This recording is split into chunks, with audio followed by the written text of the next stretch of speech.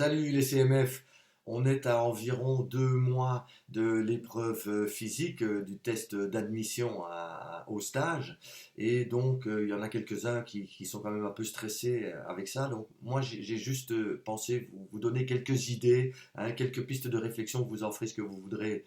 Selon moi l'épreuve elle se compose de trois parties. Une partie physique, une partie technique et une partie mentale.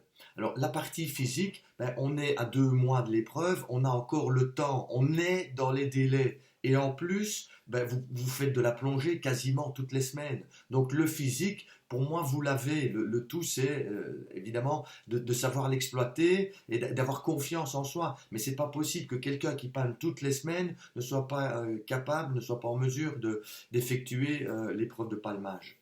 Alors, à côté des aptitudes physiques, il y a aussi les aspects techniques. Bon, en ce qui concerne les aspects techniques, moi l'année dernière, j'étais aussi à la ramasse lors de ma première sortie. J'ai changé de palme.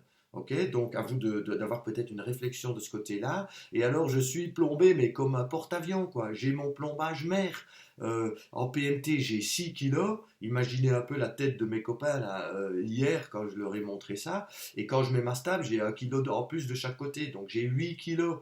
Donc, alors je ne vous dis pas d'être plombé comme un porte-avions, mais en tout cas, moi j'ai les pieds qui sont rigoureusement dans l'eau. Et chaque coup de palme est efficace, mais à 100%. Alors le tout évidemment, c'est de ne pas devoir gonfler trop la stable pour équilibrer et pour rester en surface. Parce que bon, il ne faut pas que la bouteille sorte de l'eau. C'est pas la peine qu'elle soit à 1 mètre au-dessus de l'eau. Enfin, j'exagère un petit peu, mais moi aujourd'hui, enfin non, hier, on m'a dit qu'à certains moments, on voyait même pas la bouteille. Donc, ayez peut-être une réflexion là-dessus. En tout cas, plus vous gonflez la stable, évidemment, plus vous avez le cul hors de l'eau et peut-être aussi les palmes, quoi. Voilà. Et alors la dernière composante, c'est la composante psychologique. Donc moi, je vous propose une technique qui vaut ce qu'elle vaut et que je propose dans d'autres disciplines sportives. C'est ce que j'ai appelé la séquence positive. Donc vous devez un petit peu d'entraînement, mais pensez un petit peu à une séquence dans le passé, à une aventure ou à une expérience plutôt qui vous est arrivée et où vous avez triomphé. Je ne sais pas moi, vous avez fini le jogging du village, vous avez gagné une compétition. Enfin peu importe, ok. Et avec ces moments où vous vous en souvenez, vous étiez vraiment bien dans votre tête, là, vous étiez très fort, ok. Et à partir de ça, ben, faites-vous un petit film intérieur de 4 ou 5 secondes. Ok, celui vraiment où vous battez votre adversaire à plat de couture, celui où vous arrivez au sommet je sais pas moi, des escaliers, des 600 franchis montoirs en jogging. Enfin, ok. Et alors, quand vous êtes en train de palmer, à un moment, ben, c'est plus dur, c'est tout à fait normal.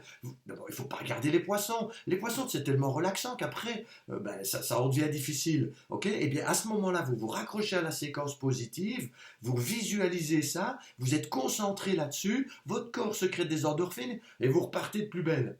Ça va? Ok. Bon, c'est juste quelques petites idées que j'ai souhaité partager. Je serais ravi d'en discuter avec vous la prochaine fois qu'on se voit, ou pas, hein, évidemment. Allez, salut les CMF et à bientôt!